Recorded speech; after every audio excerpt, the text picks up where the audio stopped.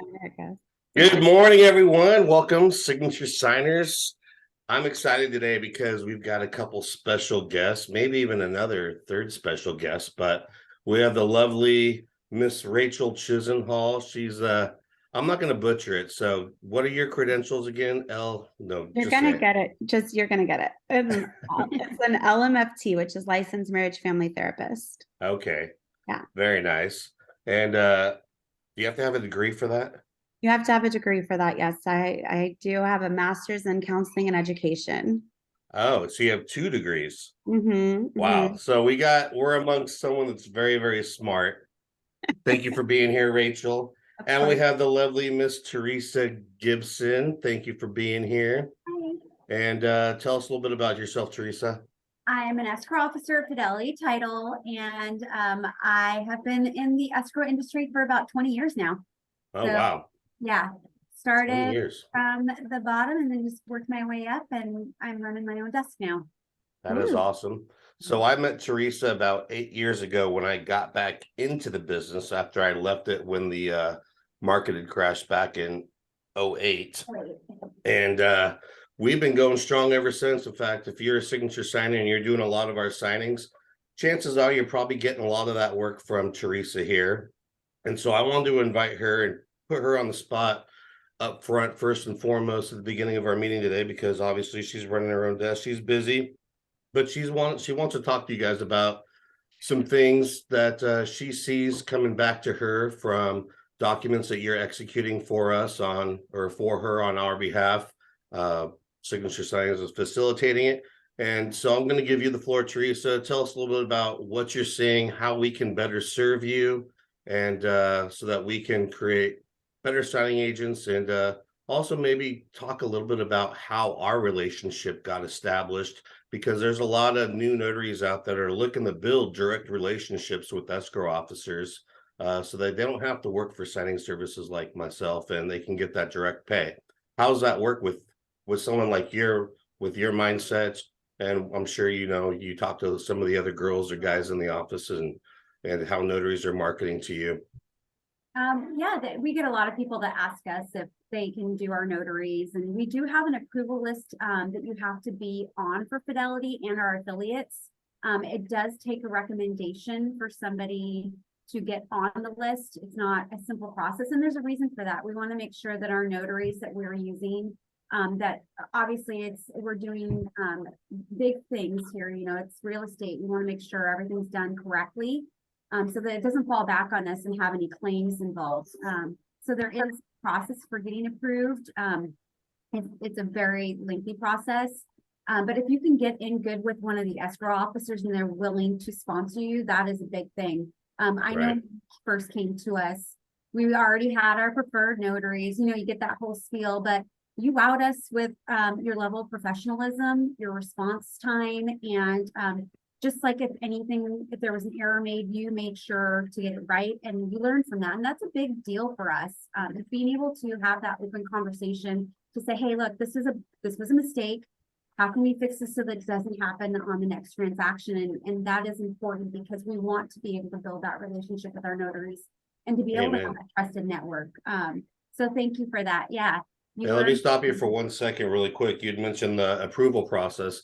Now with Fidelity, I know they require at least a 2-year minimum of being a notary public before they'll actually approve you to work direct with Fidelity. Yes. So one of the cool things that Signature Signings can offer notaries, especially if you're new in the business, but maybe you've taken a great training class like Mark Will's LSS or Notary to Pro, and you know what you're doing, but you just don't have the 2 years that you need. You're welcome to work under Signature Signings, and all you have to do is email us. You can email us at notary-approval@signaturescience.com. We can get you that Fidelity paperwork to get approved under our signing service. We're kind of like you'll be working under our umbrella, but with the title companies, and that'll help get you in a little bit so that you can start working with them, even though you're using us as a liaison to get that direct business. And obviously there's a little bit of a price to pay for that, but at least helps get you in the door. And thank you for the kind words about the professionalism and everything. I want to add one other thing. is that I was persistent. Now, not overly Sure. persistent. I was consistent. Let me say You were- consistent. You I was were- there at Yeah, least once a week with a box of Danishes or something. And yes, I bought Teresa one time a gift card to a massage therapy place because I stressed her out over this deal because I forgot to get initials on a notice of right to cancel. And we were able to figure it out, but she was an escrow assistant back then, and I could see the frustration on her face that I had caused because I missed this initial. Now, I'm not saying go out and spend $50 on your escrow officers right Yeah. away if you're not making the big bucks yet, but it's just the little things that matter in this business. Just being willing to make up for your mistakes. We all make them. Even my escrow officers make mistakes. Teresa's made yes. mistakes with me on Hands down occasion. all the It time. happens. Yeah. It happens. Just be willing to go out there and get it handled as soon as you possibly can. So the floor is yours now again, Teresa. Okay, and you did just touch base on one of the number one things with us is the notice of right to cancel. We, my team is probably, we try to be prepared. We put a form in there, like a little reminder, hey, there's some spots that there needs to be dates filled in and also initials. It gets overlooked a lot. That for us is a big deal because if it's not executed correctly, we have to go back out to the client to get it executed. It could start a rescission period all over again. It's a big no-no. So if you're not familiar with the notice of right to cancel and you're afraid or you have questions, please reach out before you do the signing. It is an important form for any refinance that has that rescission period, and it will delay closing, and it will make us not want to use you again if you don't know how to fill it out correctly, especially if there's instructions involved.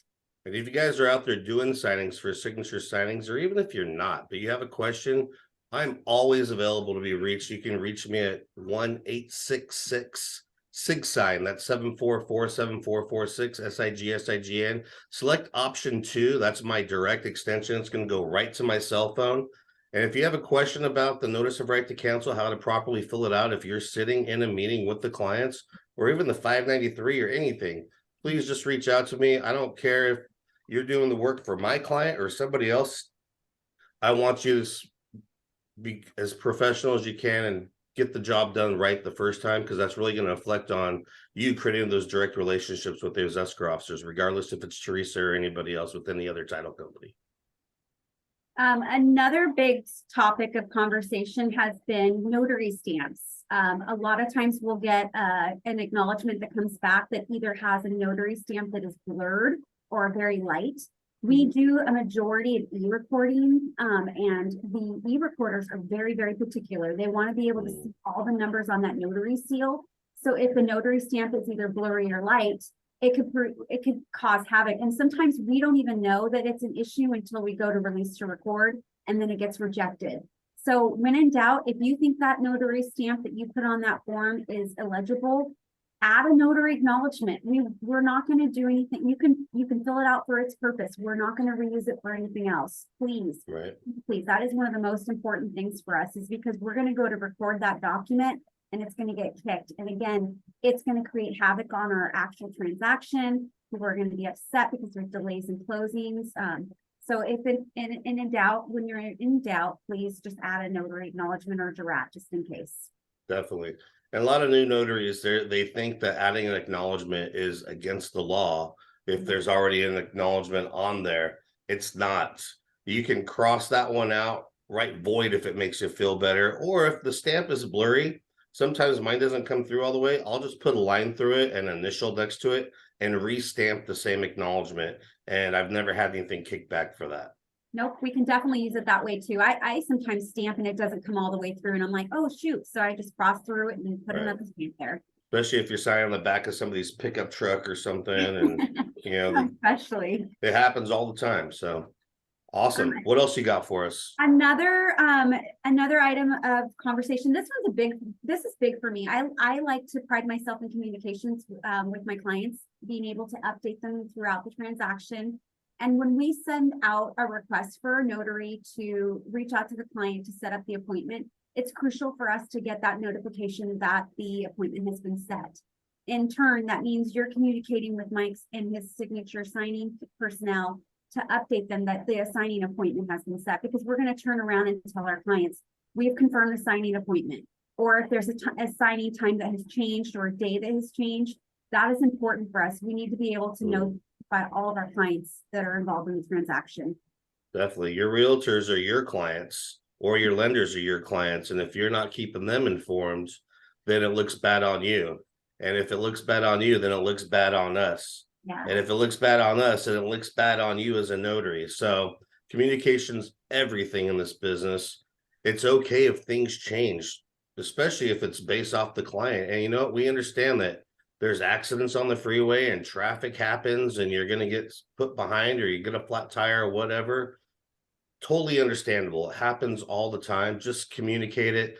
On our platform, there's areas in the signing order to leave notes behind and to actually communicate with not just us, but Teresa or any other escrow officer that we're doing signings for. So just communicate every step of the way if you can.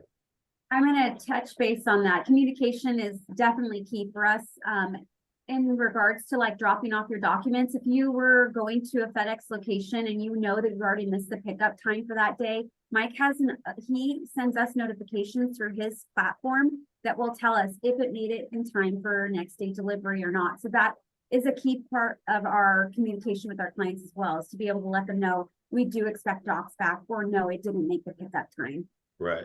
And if you can't get documents back on time, maybe, like I said, there's something with traffic or whatever, you can't get it there, reach out to us. Maybe going back home and doing a scan back could save the day, regardless if documents got in FedEx or not. Each situation is different, I believe, correct, Teresa, but it could make or break the deal. Definitely. I actually pulled my assistant and asked her for some items for topic of conversation for areas of improvement. One of the things that she mentioned was when notaries are completing the names on the acknowledgement, that they are forgetting when they put their name to also write notary public after their name if it's not already typed in there. That's a big one because we have to write it in for the notaries if it's missed. We don't like doing that. We prefer the notaries to complete the form the way it's supposed to be completed. And a little hack for you guys on that as notaries.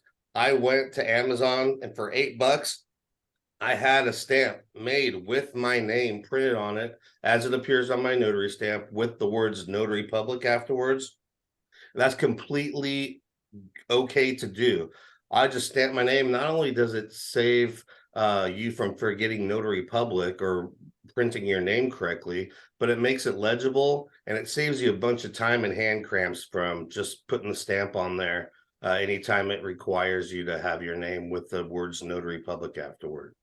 Because I've heard stories where stuff got kicked back because it didn't have notary public after the name. Yeah, we're going 100 miles per hour. Sometimes we miss looking at that kind of stuff when we're prepping our docs, especially when we're doing the e-recording package. So any oversight on our part could delay a closing. So if you're able to complete it the way it's supposed to, we greatly appreciate it. One of the last topics was when you're notarizing a signature, be sure if it's not already typed in the notary acknowledgement or jurat itself, the person's name that you are notarizing correctly. It's important. A lot of times people will forget the middle initial, middle name. That's important for us as well, because then we have to go back out to the notary to get the correction, which will also cause a So it has to be printed on the signature or on the name line of the acknowledgement or jurat, exactly the way it's printed below the signature line on the document, correct? Correct, yeah. So if it's especially when you're doing grant deeds, sometimes the grant deed may have an initial, but the deed of trust doesn't have an initial because, especially in a refinance, maybe they took vesting as the owner with the middle initial. And now they're doing a refinance and the lender didn't put the middle initial on the new loan documents. And so you need to make sure you're looking out for those little discrepancies. Yep, that's correct. I think that's all the areas that we have notated that we could see some improvement on. Other than that, you guys are doing an amazing job. We appreciate all of your help. We love you guys. We're going to let you get back to work because I know you're running a busy desk, but thank you for taking just a few moments of your time to talk to us and let us know how we can serve you better. So go back out there and start getting some more signings for us. I'm doing my hardest. Thanks, Teresa. Appreciate it. Teresa. always love All seeing right. So now we've got Rachael here. You know, if is this Shelby that we've got here? Say hi, Shelby. Yes, hello. Hi, Shelby. Hi, Hi. welcome. Thanks. Have you been with us for a minute, or is this your first meeting with us? This is my first meeting with you. Awesome. Awesome. Yeah. How long have you been this notary signing agent? I've been a notary for 3 years, but just to the signing agent as of this year, so a couple months now. Okay. Got it. Yeah. I'm going to put you on the spot here for a second. Did you have a chance to take our vetting quiz? I did, Okay. and I can't remember what I got, but it was good. I Okay. was in You mortgage passed? loans before this, so I Oh, know okay. a Good. lot about that, and I have my real estate license too. So Oh, wow. yeah, so I kind of know too much, so I have to make myself not Right. But you still have your real estate license? Do you still have your license or whatever to do mortgages, or? I do. I didn't keep it. You have to update it every single Yeah. January. So I didn't Got it. do that, but I could always reactivate it if I wanted. Got it. Yeah. Well, that's one of the things about being a lender and a realtor and a signing agent is a lot of people see that as a conflict of interest. So Right. you want to try and keep that on the DL some if you can. Yeah. But one of the ways to get around some of that stuff is working through a signing service like Signature Signings, where, you know, you obviously can't make the direct pay unless some of the title companies don't have those exclusions. But if you ever have that issue, you can definitely come to us and we can just we'll just take a small part of your direct fee for handling the transaction or facilitating it for you. So welcome. Where are you from? I'm up in Lake Tahoe. Oh, okay. Yeah. You're not Truckee too far area. from, we're based out of Sacramento, so Yeah, we're we get some neighbors. signings up there every now and then. Awesome. Well, welcome. I'm going to introduce you and everybody else that watches this video later to Rachael here. We've been talking huge about mindset and how the entrepreneurial spirit is really dependent upon having a good mindset. You know, running a business, it's not just for being a notary public or a signing agent, it's for anybody that's in business. And so Rachel's going to talk to us a little bit about I forget which topic, because we talked about so many different topics that we are going to touch on, but why don't you jump on in there, Rachael, and give us what you got. Hi, Shelby. So one thing that, Mike and I have talked about a lot of topics, because even though him and I are in such different businesses, I'm a therapist and an empowerment coach would probably be the best way to say that. And I work with all kinds of things, trauma in hospitals and first responders and real estate agents. Actually, I have a lot of real estate agent clients that come in my office. And it's interesting that no matter what, and I know I see this as having my own practice as a business owner, that motivation is so important, and kind of how to get out there and market yourself can be really difficult too. You know, I think too, just working with all kinds of different specialties and areas and people, I think even women sometimes have a harder time with going out there and feeling like we have permission to, you know, create a rate or a fee that reflects our worth and our education and our experience, and do a little bit better job of feeling like they can do that. So when Mike and I were coming up with topics, we were just talking about how both him and I have shared over the years, like becoming self-motivated can be so tough, especially when you have personal things going on in your life. Yeah. Right. There's something to be said about an accountability of having a boss and knowing you're going to go do the same thing every day, Monday through Friday, 9 to 5. And that's kind of the perk of that. Well, there are definitely advantages of having your own business or running your own business, like we all do, even though they're different businesses. And the thing that's interesting, like I've learned as a therapist, is so many people will come in and say, or even looking for coaching and say, I'm just not motivated. I can't get motivated. I can't get motivated. And what's interesting is the parts even of our brain that kind of produce that I call it, or right, to kind of get us going, is something that has to be invested in almost every day. Right. And so they'll come in, and as if I can just say things that are going to be like, okay, do this and you'll be motivated, or right, I'm going to say these great words to you and you're going to leave here really motivated. And I wish I was that great. I wish I was that magical. But the reality is that because it's produced by the brain, that means we have to reproduce it all the time. right? Like people will go to workshops or conferences and they'll be so inspired or read a book and kind of feel like, oh my gosh, yes, I want to do these things. And then after a week or two, they'll come back in and say, I lost it. Like I was feeling really inspired and motivated and now I don't. And it's because it's just never going to be one thing, right? It's never going to be a one-time job that we just are like, okay, great, got all my motivational juice for the year, right? And so I find really the part about holding yourself accountable in that sense of, okay, the things that motivate me that I can do every day. I'm a super external processor. Like I learn the best from talking things out and being really with audible things, right? So podcasts are really big for me. I love starting with like a 20-minute podcast that I like, that I know is consistently going to match with my values or what I want to accomplish that day and to get me going.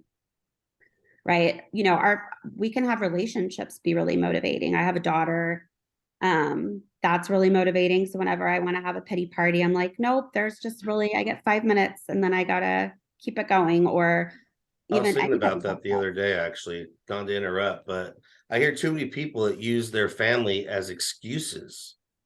I'm like, to say they can't get it done. well, I can't do this because I've got to do that with this or that with my family and everything. And I was like, flip the switch and make those Right. people your motivation to give them a better life so that you don't have to only have one vehicle to transport the whole family all the time. Or Right. I just hear excuses all the time, but make those weaknesses your strengths and make those your motivation to want to work harder, be better, motivate you to do what you need to do to run a successful business. Right. You can tell this That's story. easy for me to say because I have no children or anything though. So No, but she had responsibilities. I mean, and right, children are a great motivation, but they're certainly not the only one when it comes to relationships. And also, you know, we as individuals are important too, right? So whenever I have anyone who come in, like they're doing something for me should also be a really motivational factor if I have good self-worth, right? If I'm connected to my worth and I'm connected to knowing my value in the world, then I know people are going to need what I have to offer, right? And so children are a bonus. I mean, especially, right? People, if we like our kids, depends on the day. But I know, right? Mike's right. You can flip it either way. It can be a reason why life is hard. And I will validate a single parent all day long. It is hard. It is hard. That's not true. And it just can't be a reason yet to not do better or try harder. The other thing with motivation that's interesting, and especially kind of on the parenting part, I see this all the time with people that want to lose weight specifically, is we tend to be a society that thinks, especially, oh, I'm going to pick on men a little bit, that shaming ourselves or others is going to be motivational. It never is. There's not a bit of research that shows shame is motivational.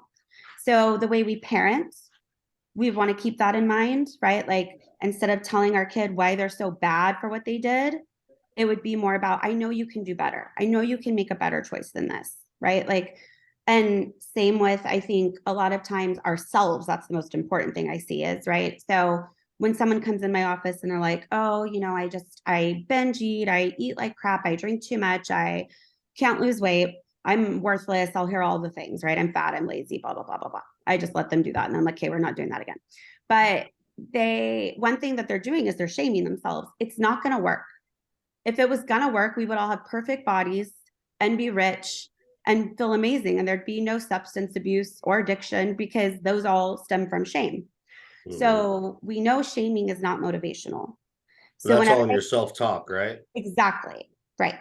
All in the self-talk. You have self-talk all day long, whether you realize it or not. So we might as well like put it in your favor. Yeah. Right. And so it sounds silly, but I swear once you start doing it, it really feels good to be like, you did a great job in there to yourself. Right. Like I always think it's almost like we have to reparent ourselves in a way, because a lot of times our parents, especially depending on our generation, they did shame parent. That was the norm.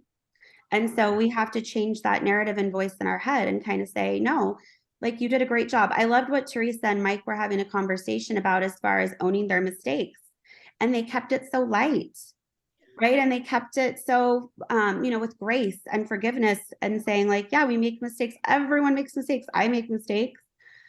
And the issue isn't the mistake. The issue is the recovery. I always say, even when I work with couples and marriages and relationships, the insult does not matter as much as the recovery. Right? We're Amen all to that. messed up. Yeah. So how we recover really matters, and that accountability really matters. But you have to feel like you're worthy of recovery. You have to feel worthy of accountability. Like, I'm not going to be thrown to the curb. Right. Right. So your and Teresa's conversation was a good example of that, Mike. Well, I tell you what, every time I've ever made a mistake with a notary, I was harder on myself than anybody was with me. And like, my clients don't care if I make mistakes. They just care if I'm going to get them fixed or not. That's ultimately the bottom line. They know that you're human because they make mistakes all the time. I've had to save my escrow officers' asses more times than I can count because they forgot to have a grant deed in a seller package an hour before the clients were driving off to Idaho. And if that grant deed wasn't signed, their deal wasn't getting closed and recorded. And I had to rush to their office like, you fucked up. Excuse my language. But anyways, yeah. No, I've yourself talk about your mistakes. You're probably gonna be hard on yourself about it, which is okay, but let it go after a day because it's not gonna do any justice except for the fact that you're probably never, ever, ever gonna make that mistake again. So it's failing is the best teacher. I think that's what Master Yoda says. Failure is the teacher of best. I don't However know. he says it. Right. And like you were kind of saying too, Mike, the next day, it's just got to be a fresh day, which also helps us keep motivation going and producing that in the brain. One of my favorite Ted Lasso quotes is be a goldfish, right? Because they only have a 5-minute memory, he 10 says. second. 10 seconds. Thank you. Mike. Right. So it's a good show. But You have the it's memory of a half a goldfish. me. Yeah, probably. That's why I'm so happy and motivated sometimes. I'm just ready to go on the next day. So what are some things we can do to remind ourselves to change our self-talk? Or do you have any like types of plans of action that like little post-it notes or something that, I don't know, I'm ADHD, I gotta leave post-it notes everywhere to remind me of. Yeah, you're very Yes. visual. I So think how do you, right? yeah, no, we like on a one-on-one session, I would go in deeper, but I think some just general ones, kind of knowing your style, like Mike said, he's got to see it and like put it in his calendar or put reminders on his phone and around his place, and then he'll remember. I tend to need to write a lot. Like I write things out, even sometimes before I want to send like an important message, I write it out. That's just kind of how I remind myself of what's important. Self-talk tips. So if you find yourself feeling down or afraid, hurt, sad, discouraged, all those emotions, you definitely were telling a story in your head before that happened. So you've got to kind of slow down and get really mindful in the sense of, okay, so when I feel that feeling in my body, what's my go-to script here? Like, what's my go-to saying? It can be long, it can be short, it doesn't matter. But, some would be like, what's a neutral truth? I'm doing the best I can. That's probably honestly true for every human being on the planet, depending on where they are. Right. Amen Or to I that. know no matter what I do, whatever mistake I make, I know everything's figure outable. I love that word. I say it all the time.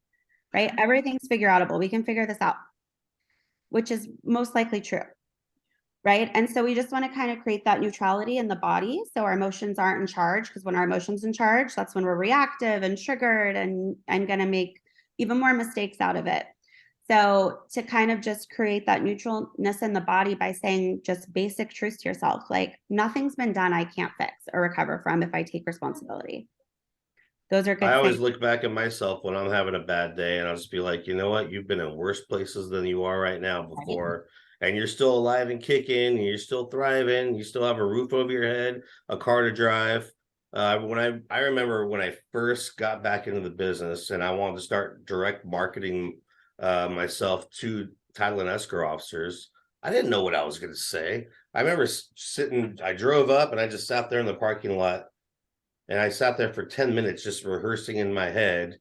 And I looked at myself in the mirror I was like, what are they going to do? It's not like all they can do is say, no, I don't want to do business with you. And most people aren't complete a-holes that they're just going to say that to your face.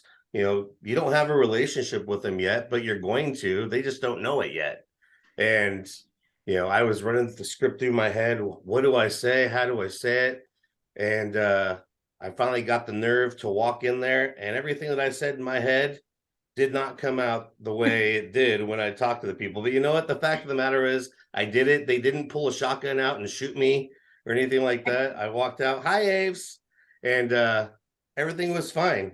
And you know what? After I did it that one time, they saw my face, and I did it again the next week. And I did it again the next week after that. And each time I'd bring in some business cards and a $5 box of Danishes or something. And eventually they're like, well, this guy is always in here bringing us, you know, nice tasty pastries or whatever.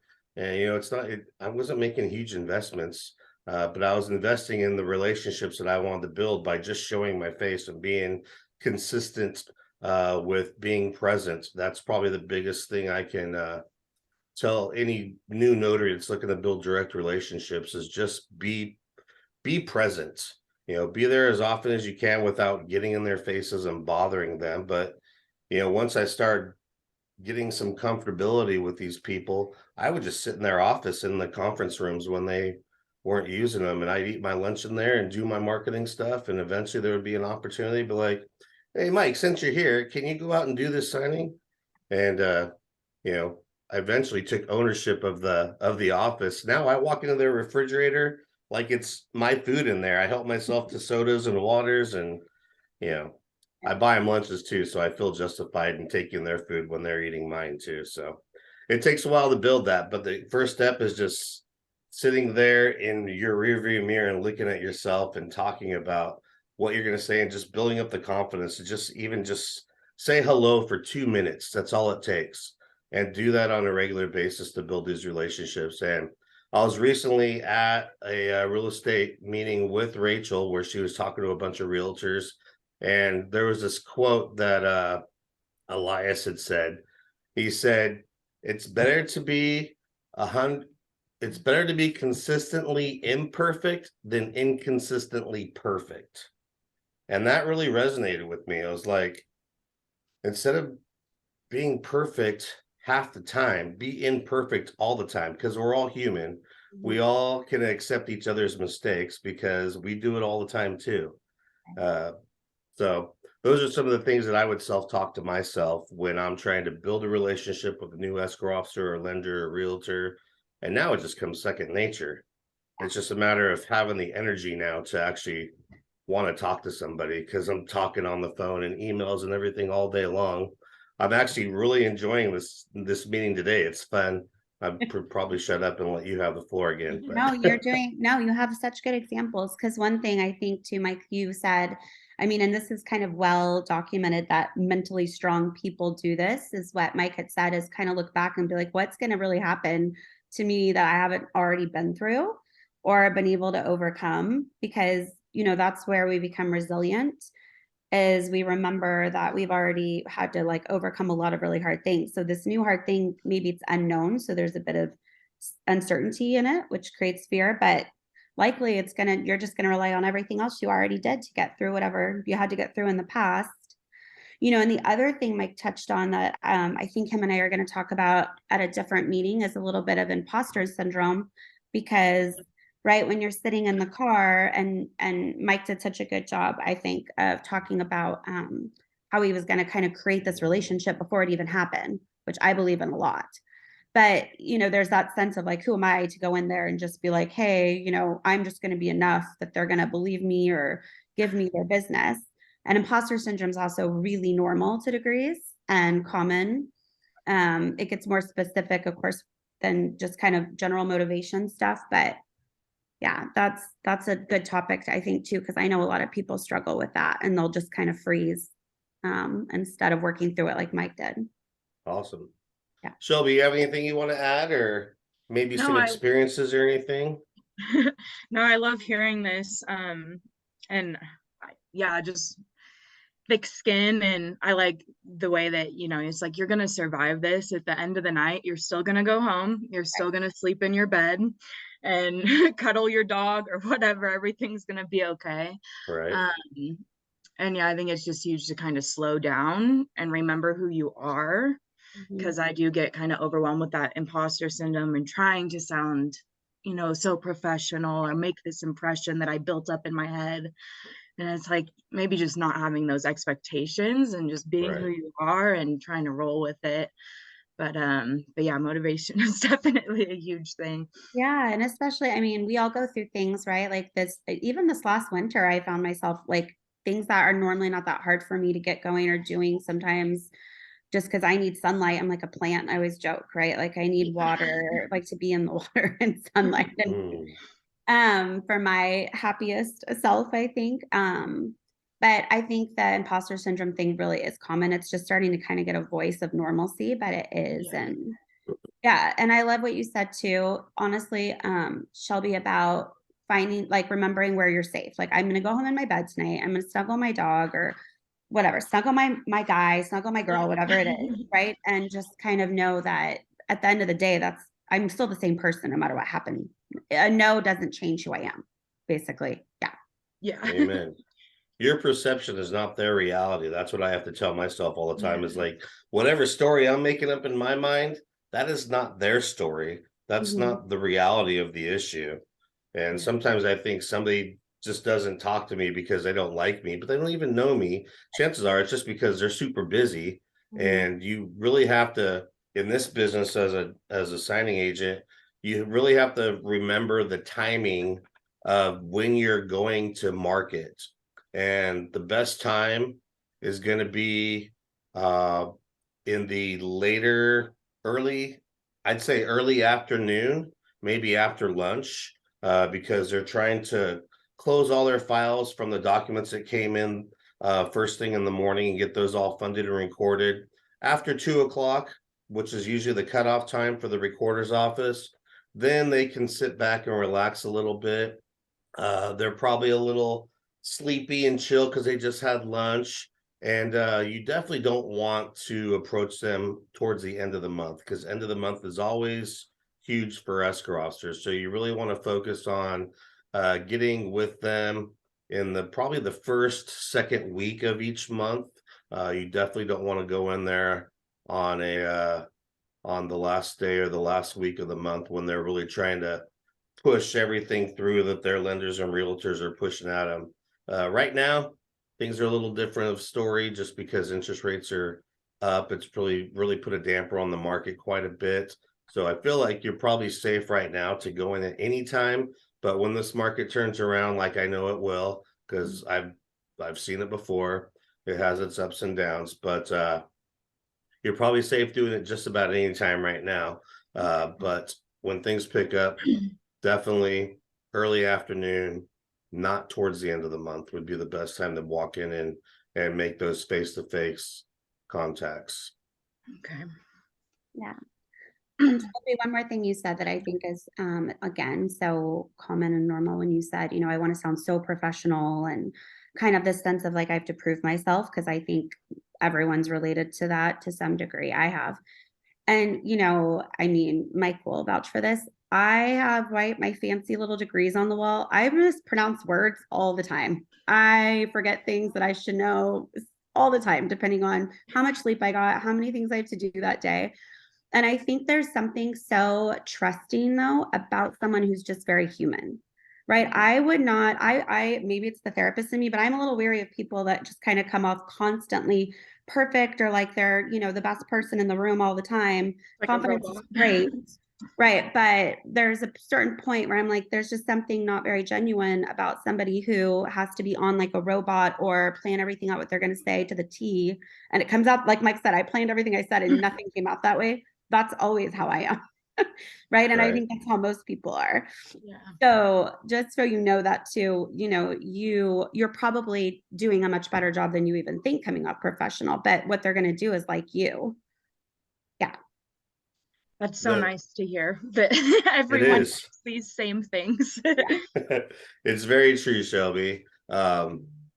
in the beginning, I went to everybody. I talked to everyone, and there were some people I did work for that I despised. I was like, I do not like working with you. Uh-huh. But right now, I'm so hungry. I want this money. I want to build this business. I'm going to continue to work with you until I have so many people that I like working with. I don't have to work with you anymore.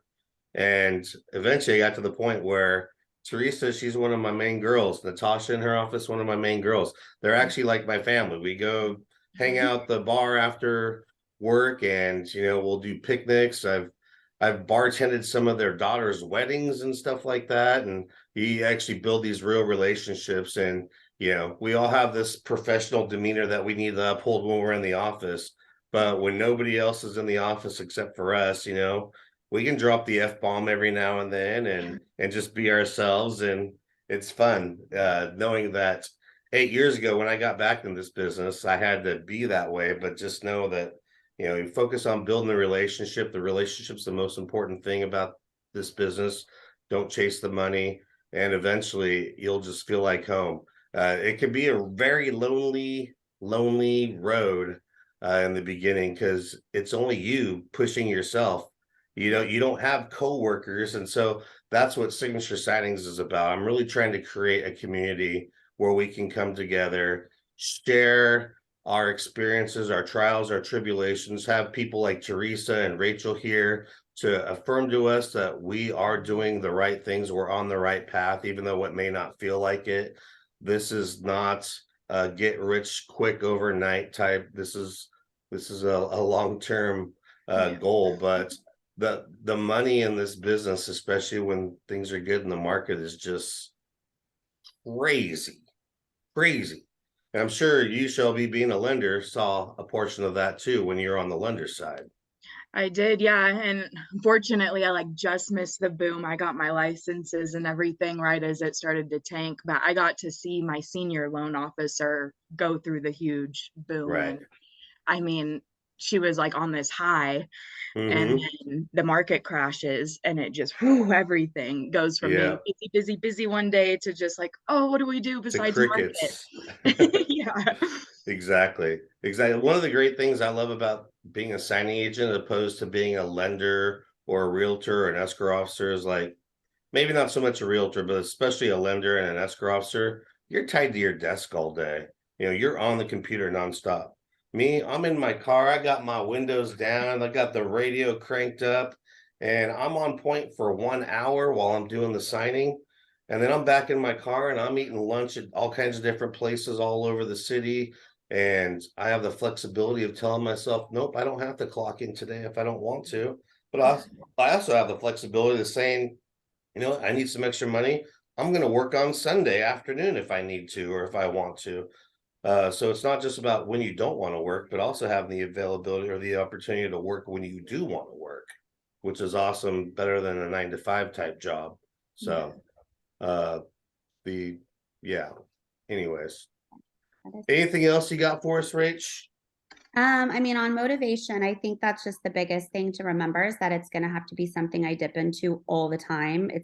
And if you're not feeling motivated, that doesn't mean something's wrong or wrong with you. It probably means you're not dipping into the things that fill up your cup or motivate you. And it just can't be like I said, one conference, one really great Tony Robbins book or something. It's not going to be enough for anybody for it to be substantial. So you have to find those things, right? Like I said, I write down things all the time, my whys, why this is important to me, why I know it's a value. And kind of, I think it has to be done almost every day, really. It does. It's like going to the gym, except we're exercising our brains. Right. Exactly. And consistency is key to anything and everything. And we all fall off the wagon every now and then. And that's okay. We're only human. We have the right to do that. Just don't get too far down on yourself when you do, and pick yourself back up. You never fail if you never quit. So failing is feedback. That's all it is. It is. Sweet. Well, Shelby, since you're here, and this is for anybody watching, I think it's April 29th. I'm doing a training session here in Sacramento. I don't know exactly where it's at yet, but I will lock in those details. It's a Saturday.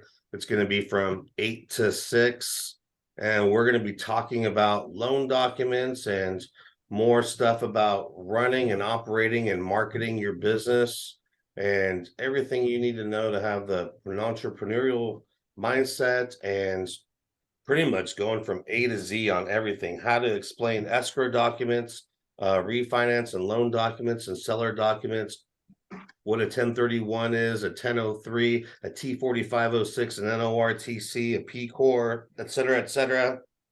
But is there anything I mentioned in there and you don't know what it is and you need to attend this class? It's not cheap. It's $300 for the day, but the amount of knowledge you're going to get out of this is going to be invaluable. Literally 2 signings and you've made up the amount of money that this class costs. So we're going to focus a lot about what we talked about today, mindset, but we're also going to get into the nitty-gritty details of how to present a loan package to a client. Honestly, it's not as difficult as you think it is. It's just a matter of knowing more than what you're telling the client in case they have questions or concerns.